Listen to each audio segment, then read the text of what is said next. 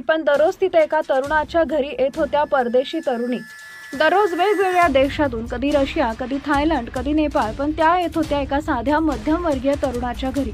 लोक पाहायचे, कुजबुजायचे, हा कोण आहे रे? हा मुलगा दररोज परदेशी मुली येतात पण जातात। शांतपणे घरात नक्की काय होतं? कधी दुपारी, कधी संध्याकाळी टॅक्सी थांबायची, सुगंधी परफ्यूम हवेत दरवळायचा आणि काही तासांनी तीच गाडी परत निघायची। खिडक्या कायम बंद, पडदे ओढलेले आणि आत काय होतं याचा कुणालाही थांगपत्ता लागत नव्हता। काही दिवसांनी परिसरात कुजबूज वाढली। घरात येणाऱ्यांमध्ये फक्त मुली होत्या, पण त्या कधी बाजारात दिसायच्या नाहीत ना कोणाशी बोलायच्या। त्या शांत गल्लीत रात्री कधी गाडी थांबायची आणि हलक्या पावलांनी काही जणी आत शिरायच्या। लोक म्हणायचे कदाचित शूटिंग चालतंय, पण शूटिंगचा एकही कॅमेरा दिसला नाही। एक दिवस मात्र गोष्ट वेगळी वाटली। शेजारी असलेल्या वृद्धानं सांगितलं, काल रात्री 2 वाजता घरातून किंचाळण्याचा आवाज आला। मी बाहेर आलो, पण लगेच लाईट बंद झाली। ही माहिती थेट पोलिसांपर्यंत पोहोचली। गुप्तपणे निरीक्षण सुरू झालं। दररोज नवीन मुली, वेगवेगळ्याच गाड्या आणि वेळाने येणारे अनोळखी लोक, पण कुणाच्याही नजरेला चेहरा ओळखीचा नव्हता। 3 दिवस निरीक्षण केल्यावर पोलिसांनी अचानक कारवाईचा निर्णय घेतला। संध्याकाळी 7च्या सुमारास गाडी येताच पथकानं दरवाजावर धाड टाकली। दार उघडलं आणि समोरचं दृश्य पाहून सगळेच हैराण झाले। त्या घरामध्ये जो काही भयंकर प्रकार घडत होता तो पाहून तुमच्याही अंगावर काटा येईल। घटना सविस्तर पुढे पहा। त्या अगोदर तुम्ही आपल्या चॅनलवर नवीन असाल तर चॅनलला सबस्क्राईब जरूर करा, जेणेकरून अशा प्रकारच्या अपडेट्स या तुमच्यापर्यंत पोहोचत राहतील। अंधारात सुगंधी धूर, मेणबत्त्यांचं उजेड आणि हलकसं पार्श्वभूमीवर संगीत ठेवलेलं होतं। मसाज ऑइल, सुगंधी टॉयल्स आणि कोपऱ्यात बसलेल्या काही तरुणी, त्यांच्या चेहऱ्यावर भीती स्पष्ट होती। पोलीस आत गेले तर समोर दिसलं मजल्यावर पसरलेल्या बेडशीट कपाटात ठेवलेले परदेशी पासपोर्ट आणि एक लॅपटॉपमध्ये सुरू असलेलं बुकिंग सॉफ्टवेअर।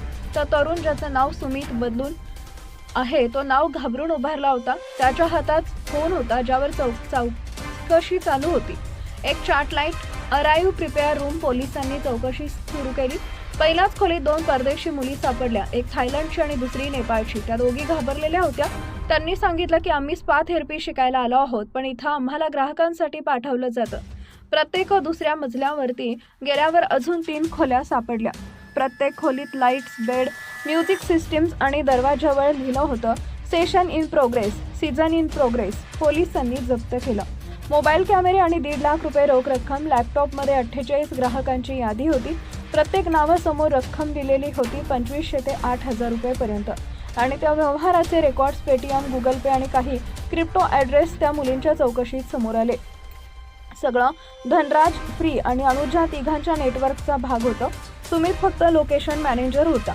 परदेशी मुलींचं राहणं, खाणं, ग्राहक, बुकिंग सगळं त्यांच्या घरातूनच चालायचं। त्या मुलींना एका बंद खोलीत ठेवून प्रत्येक सकाळी नवीन शेड्यूल दिलं जायचं। त्यात लिहिलं असायचं क्लायंट नंबर 11 AM आणि नंबर 2 PM। त्यांच्या शरीरावर जखमा होत्या, काहींच्या डोळ्यात भीती होती। एका मुलीनं सांगितलं, जर कोणी नकार दिला तर आम्हाला अन्न बंद केलं जायचं, फोनवर बोललं दिलं जात नाही। घर जे बाहेरून साधं वाटायचं ते प्रत्यक्षात जाळ्यातलं केंद्र होतं। खालच्या खोलीत कॅमेरे लावले होते, ज्यातून सेशन रेकॉर्ड केलं जायचं आणि काही परदेशी वेबसाईटवर व्हिडिओज टाकले जात होते।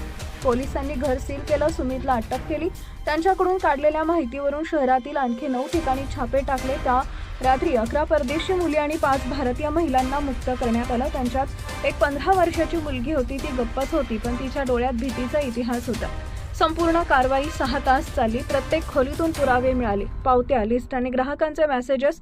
त्या लॅपटॉपमधील शेवटचा मेसेज होता, टुमारो न्यू अरायव्हल्स रूम बँकॉक। आणि तो वाचताच सर्वजण थांबले, कारण ही घटना नव्हती, होतं एका शांत गल्लीतलं दिवसाढवळ्या चालणारं काळं।